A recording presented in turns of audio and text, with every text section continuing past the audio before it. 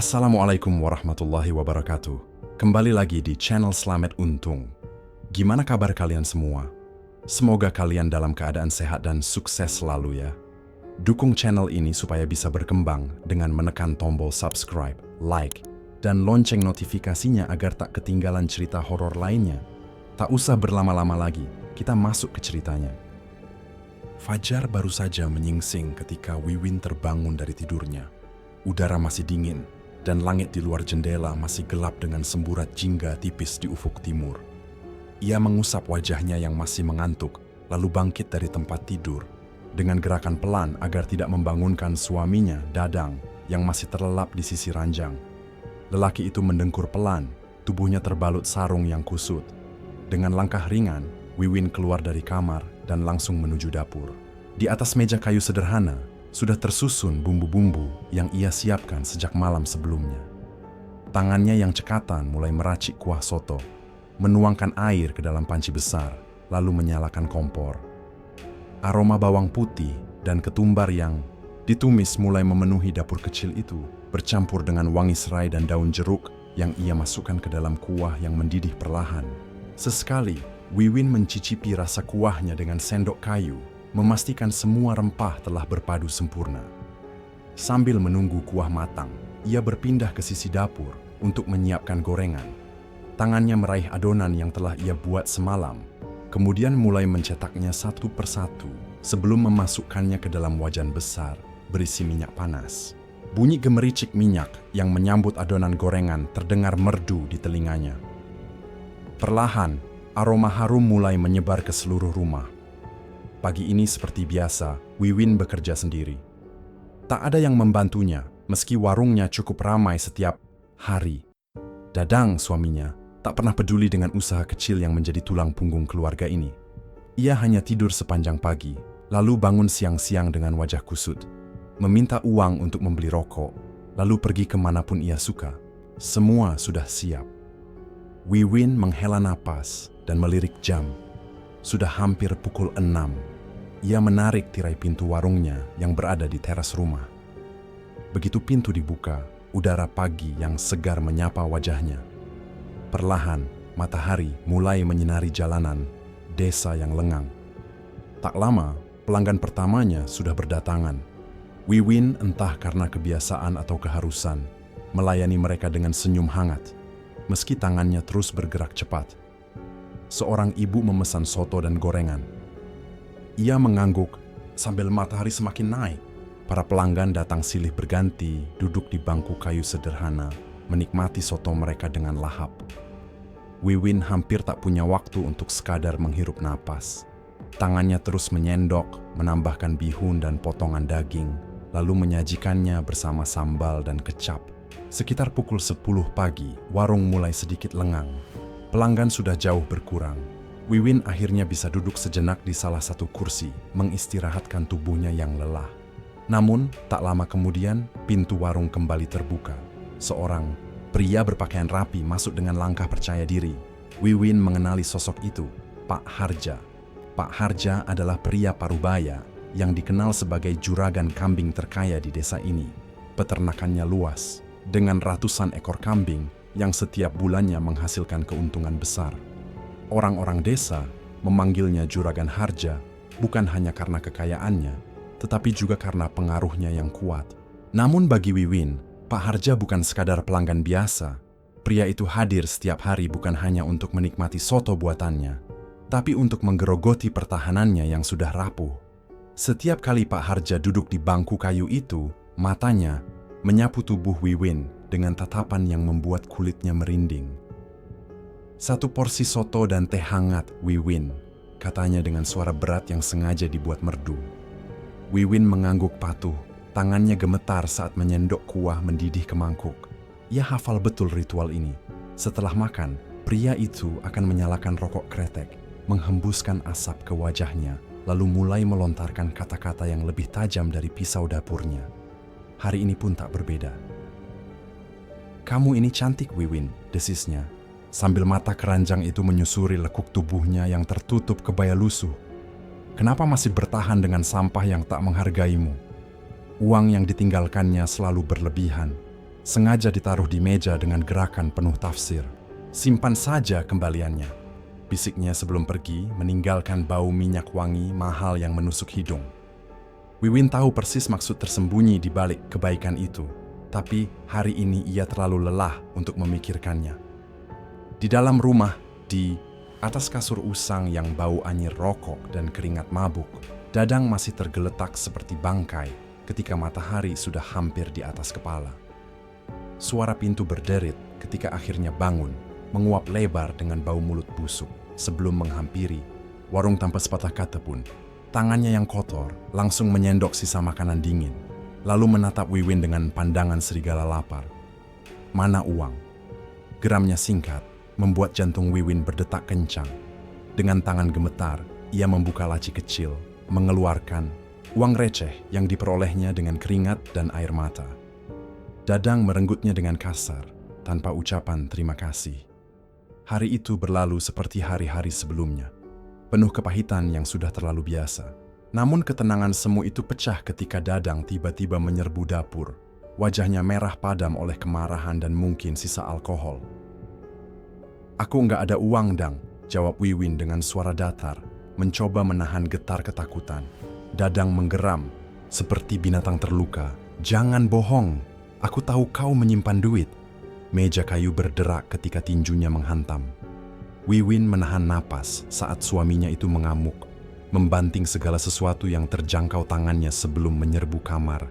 Suara lemari dibanting, pakaian beterbangan, dan ketika Dadang keluar lagi, dompet Wiwin sudah tergenggam di tangan kotor itu. "Dasar pelit!" teriaknya sambil melengos, meninggalkan Wiwin yang terpaku melihat simpanan uangnya lenyap lagi. Tangannya mengepal erat, kuku melukai telapak tangan sendiri. Dadang selalu tahu di mana menyembunyikan uang, selalu. Ini bukan pertama kali, dan Wiwin tahu dalam hati ini bukan yang terakhir. Di tepi kasur yang bau, ia menekan pelipis yang berdenyut-denyut. Tubuhnya masih proporsional, masih banyak lelaki yang melirik diam-diam. Ia bisa saja mencari suami yang lebih baik, tapi entah mengapa tetap bertahan. Mungkin karena takut pada omongan tetangga, Wiwin menghela napas panjang. Udara yang keluar dari paru-parunya terasa seperti hembusan terakhir orang sekarat. Tangannya yang penuh luka bakar minyak gemetar saat membersihkan sisa rempah-rempah di meja kayu yang sudah lapuk. Jam dinding berdetak, Epelans menandakan sudah lewat tengah malam. Tapi Dadang belum juga pulang, ia tak peduli. Tubuhnya yang lelah terjatuh ke kasur usang yang bau anyir keringat dan alkohol. Spray kotor menyapu kulitnya yang penuh memar. Matanya terpejam, tapi bukan tidur yang datang. Hanya bayangan hitam kehidupan yang sama yang akan ia jalani lagi besok. Di luar, angin malam berbisik tentang kekejaman yang tak berkesudahan. Hari-hari berlalu seperti siklus penyiksaan yang tak putus-putusnya. Dadang semakin menjadi seperti binatang buas yang mencium ketakutan. Tamparan, tendangan, dan makian sudah menjadi ritual harian yang lebih pasti daripada azan subuh. Malam itu menjadi titik balik. Wiwin terbangun tiba-tiba, jantungnya berdegup kencang seperti jenderang perang. Ruangan gelap, tapi instingnya tahu sesuatu yang vital telah hilang.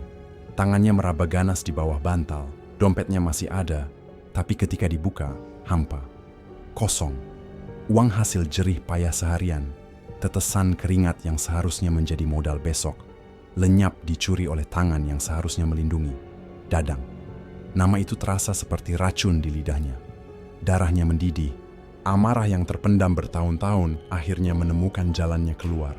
Ketika pintu terbuka dan bau alkohol murah membanjiri ruangan, Wiwin sudah berdiri tegak.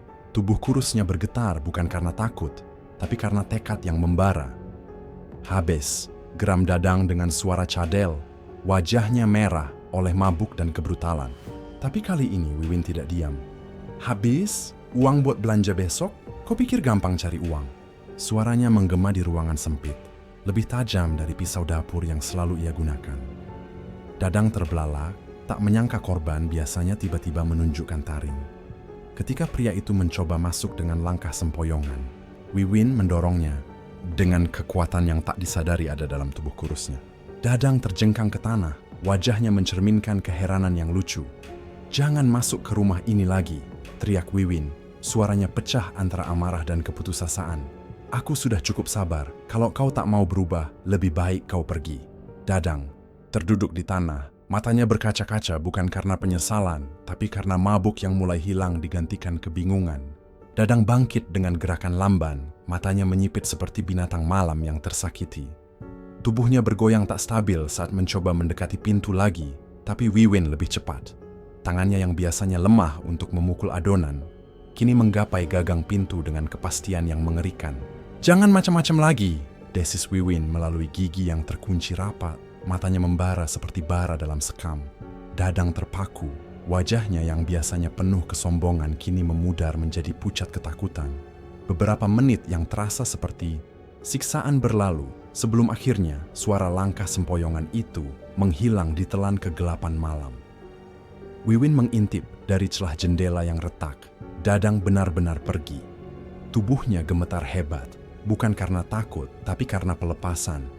Ada sesuatu yang aneh merayap di dadanya, lega. Keesokan harinya, rumah terasa berbeda. Sunyi tanpa teriakan, tanpa bau alkohol yang menusuk. Wiwin bisa bernapas dalam-dalam untuk pertama kalinya dalam bertahun-tahun. Tapi ketika malam kedua, tiba dan Dadang tetap tak kembali, sebuah kegelisahan mulai menggerogoti pikirannya. Pak Harja datang seperti biasa. Tapi kali ini tatapannya lebih menusuk, senyumannya lebih lebar dari seharusnya. "Aku dengar Dadang sudah lama enggak pulang ya," ujarnya sambil menyeruput teh dengan cara yang membuat Wiwin ingin muntah. "Mending kamu cerai aja." Tangannya yang gemuk bergerak mendekati lengan Wiwin. "Aku bisa kasih kamu kehidupan yang lebih baik." Wiwin diam, tapi jiwanya menjerit. Seminggu kemudian, ketika Wiwin sedang menikmati hari liburnya yang langka, ketukan di pintu mengguncang ketenangannya. Dadang berdiri di sana, tapi bukan Dadang yang ia kenal. Matanya jernih, bajunya rapi, dan yang paling mengejutkan, ada penyesalan tulus di wajahnya yang biasanya keras. "Wiwin, aku minta maaf." Suaranya pecah seperti kaca. Tangannya yang dulu hanya tahu menyakiti kini mengulurkan segepok uang, hasil kerjanya yang jujur. Wiwin berdiri kaku. Pertempuran hebat terjadi dalam dirinya. Marah yang tertimbun tahunan, berkelahi dengan harapan kecil yang tiba-tiba muncul. Dadang tetap berlutut, air matanya yang pertama kali Wiwin lihat jatuh membasahi lantai. "Aku janji sudah berubah." Hari-hari berikutnya menjadi ujian yang lebih mencekam daripada siksaan fisik. Setiap gerakan Dadang diawasi, setiap kata ditimbang. Tapi perlahan, perubahan itu nyata. Dadang pulang tepat waktu, tangannya yang dulu menggenggam botol minuman kini memegang bahan-bahan untuk warung. Malam-malam yang dulu diisi teriakan kini berubah menjadi obrolan pelan di teras. Pak Harja menghilang seperti bayangan di siang hari. Wiwin menyadari kepergian Pak Harja dari warungnya, tapi tak ada ruang dalam pikirannya untuk mempedulikan hal itu. Warung tetap ramai, pelanggan tetap berdatangan. Dan yang terpenting, Dadang kini menjadi suami yang berbeda. Tetangga-tetangga yang dulu menggelengkan kepala melihat Dadang mabuk di siang bolong, kini memuji perubahan drastisnya. "Wah, Dadang sekarang rajin ya, Bu," bisik seorang pelanggan sambil menyeruput soto. Wiwin hanya tersenyum tipis, tapi di balik senyum itu ada kegelisahan yang menggerogoti. Perubahan Dadang terlalu cepat, terlalu sempurna, seperti sandiwara yang dipaksakan. Ada sesuatu yang tak beres. Ia merasakannya di udara, dalam setiap helaan napas suaminya yang tiba-tiba menjadi pendiam, dalam tatapannya yang selalu menghindar. Pagi itu, ketika asap kuah soto masih mengepul di warung, seorang ibu pelanggan menghampiri dengan langkah ragu. "Bu, aku kemarin lihat Dadang," bisiknya, matanya berkedip-kedip penuh arti. "Dia makan di warung depan pasar sama perempuan muda." Wiwin menggenggam sendok kayu sampai tangannya memutih, tapi wajahnya tetap tenang seperti permukaan danau yang membeku. "Aku cuma kasih tahu saja, Bu," lanjut si ibu sebelum pergi, meninggalkan racun keraguan yang perlahan menyebar dalam darah Wiwin. Sepanjang hari itu, tangannya bergerak otomatis melayani pelanggan, tapi pikirannya melayang jauh. Ketika malam tiba dan Dadang pulang dengan wajah muram, Wiwin menahan lidahnya yang gatal untuk bertanya. Aku diputus lagi, gerutu Dadang dengan suara parau sebelum menyepak kursi. Wiwin menghela napas, mencoba menenangkan. Gak apa-apa, Dang. Mungkin memang belum rezeki, tapi kata-kata penghiburnya sendiri terasa palsu di telinganya. Minggu-minggu berikutnya menjadi siksaan halus. Setiap pagi, Wiwin menyiapkan sarapan dan uang saku untuk Dadang yang katanya sedang mencari kerja. Tapi semakin lama semakin jelas bahwa itu hanya sandiwara. Dadang pulang dengan bau keringat yang berbeda. Bukan bau pekerja keras, tapi bau orang yang menghabiskan waktu di warung kopi. Hingga suatu pagi, ketika mentari baru saja terbit, Dadang mengumumkan dengan nada datar, "Kayaknya aku nggak bakal kerja, kantoran Win. Daripada keliling nggak jelas, mending bantuin kamu jualan di warung." Wiwin terkejut, sebagian lega karena bisa mengawasi suaminya, sebagian lagi curiga dengan keputusan mendadak ini. Awalnya Dadang tampak bersemangat, melayani pelanggan dengan senyum lebar, membantu menyiapkan bahan, bahkan sesekali memijat pundak. Wiwin yang pegal, tapi seperti semua hal baik dalam hidup Wiwin, ini tak bertahan lama. Dalam hitungan minggu, semangat itu menguap digantikan oleh sikap masa bodoh. Dadang kini lebih sering menjadi bayangan di sudut warungnya sendiri. Tubuhnya melesak ke kursi kayu yang lapuk, sementara jemarinya asyik menari-nari di atas layar ponsel. Ketika pelanggan datang, matanya hanya melirik sebentar sebelum kembali, tenggelam dalam dunia mayanya, membiarkan Wiwin yang sudah letih mengurus segalanya. Kenapa malah makin malas? Desis Wiwin dalam hati. Gigi-giginya mengerat kuat, sementara tangannya terus bekerja memotong sayuran. Tapi yang lebih menusuk adalah permintaan uang yang semakin menjadi-jadi. "Aku mau ke rumah sakit," dari Dadang suatu pagi, dengan wajah polos yang kini Wiwin tahu adalah topeng kepalsuan. Wiwin memberinya uang lagi, seperti biasa, meski tahu itu akan berakhir di tempat yang sama, di meja judi atau di gelas minuman keras. Hari itu, setelah warung tutup, Wiwin berangkat ke pasar dengan langkah cepat. Udara panas menyengat kulitnya, tapi yang lebih panas adalah kegelisahan yang menggerogoti hatinya. Ketika matanya tanpa sengaja menangkap sosok Dadang di warung bakso pinggir jalan, dunia seolah runtuh. Dadang duduk terlalu dekat dengan perempuan muda berbaju ketat, wajahnya yang biasanya muram di rumah kini berseri-seri, tertawa lepas seperti orang tak punya beban. Darah Wiwin mendidih, tangannya gemetar memegang keranjang belanja. "Apa-apaan ini, Dadang?" teriaknya, suaranya mengoyak kesunyian siang itu. Dadang terkejut, wajahnya berubah pucat seperti pencuri yang tertangkap basah. "Kamu bilang setiap hari cari kerja, kamu bilang gak punya uang, tapi di sini kamu enak-enakan makan sama perempuan lain?"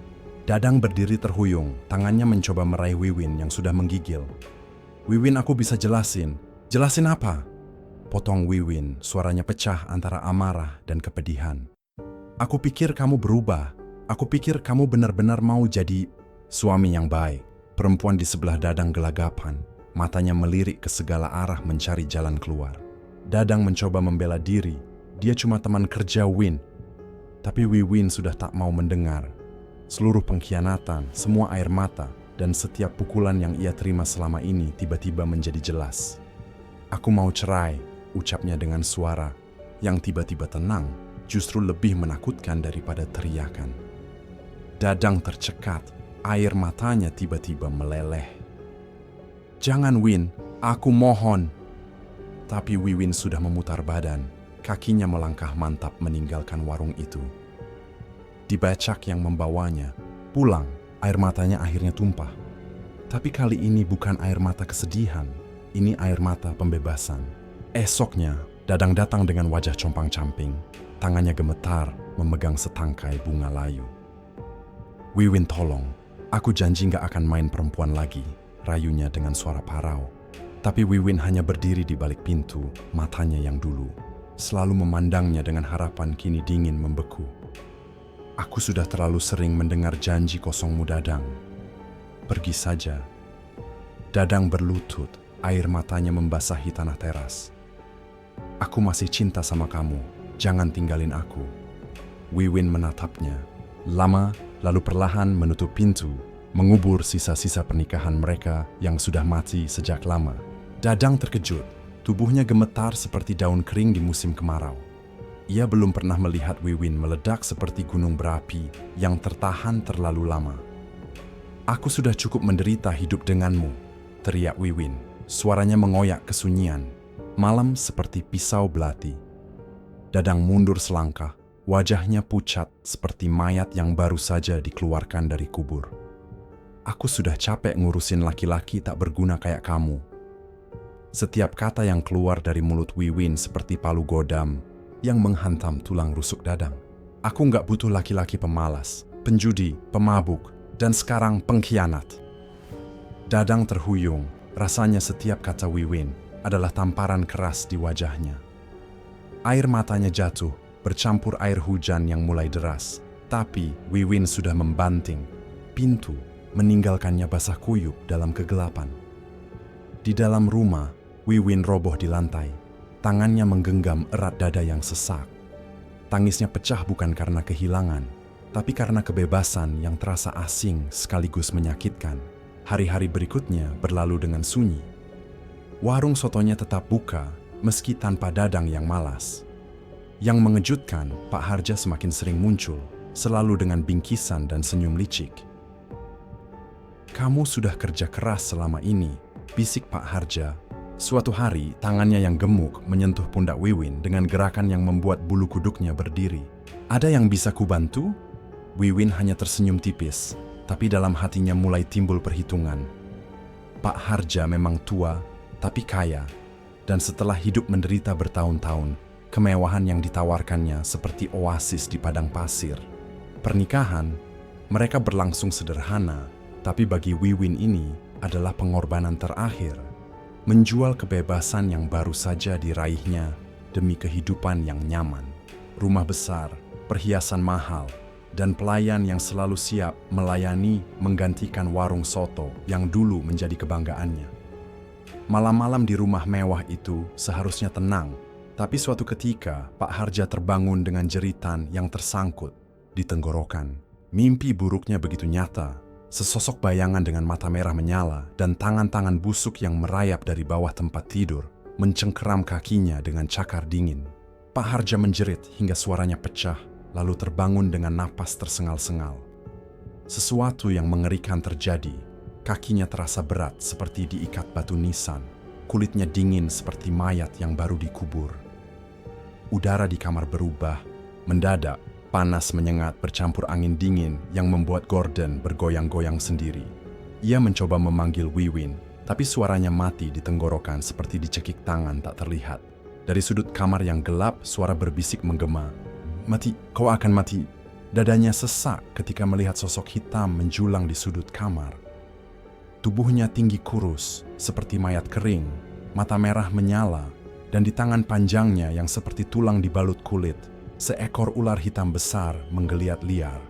Sosok itu mengangkat ular itu tinggi-tinggi, lalu dengan gerakan cepat melemparkannya ke wajah Pak Harja. Dunia berubah gelap. Keesokan paginya, Wiwin yang sedang menyiapkan sarapan tiba-tiba melihat ular hitam bermata merah merayap di lantai. Sebelum sempat berteriak, ular itu menghilang seolah ditelan lantai. Jeritan memilukan dari kamar memanggilnya. Pak Harja terduduk di tempat tidur, wajahnya pucat seperti lilin, keringat dingin mengalir deras. Ketika Wiwin menyentuh kakinya, sesuatu bergerak di bawah kulit. Bentuk memanjang meliuk-liuk seperti ular hidup yang bersembunyi dalam daging. Malam berikutnya, rumah mereka berubah menjadi neraka. Udara panas menyengat meski semua jendela terbuka lebar. Dari atap, suara langkah berat bergema, diselingi cekikikan perempuan yang membuat darah membeku. Wiwin yang panik membawa Pak Harja ke dukun tua. Begitu melihat kondisi Pak Harja, dukun itu segera melemparkan beras ke tubuhnya. Pak Harja muntah darah hitam pekat berisi belatung hidup yang menggeliat.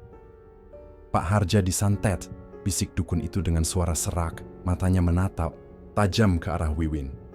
"Siapa yang melakukan ini?" tanya Wiwin. Suaranya bergetar ketakutan. Dukun itu menghela napas panjang, matanya menyipit menatap wajah pucat Wiwin. "Orang yang sakit ini..." "Dadang," gumamnya pelan, membuat jantung Wiwin berhenti berdetak. Dadang? Mantan suaminya yang sudah lama ditinggalkan, yang kini menyaksikan Dari alam baka, bagaimana Wiwin hidup bahagia dengan pria lain? Bisakah santet ini dihilangkan?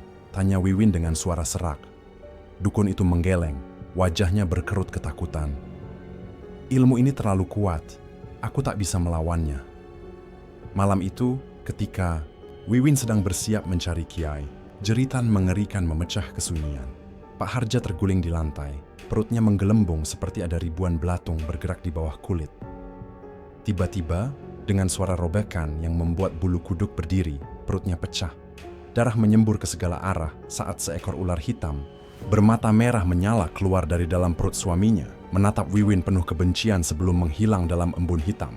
Pak Harja tewas mengenaskan, darahnya membentuk genangan merah tua yang perlahan berubah hitam seperti teroksidasi racun.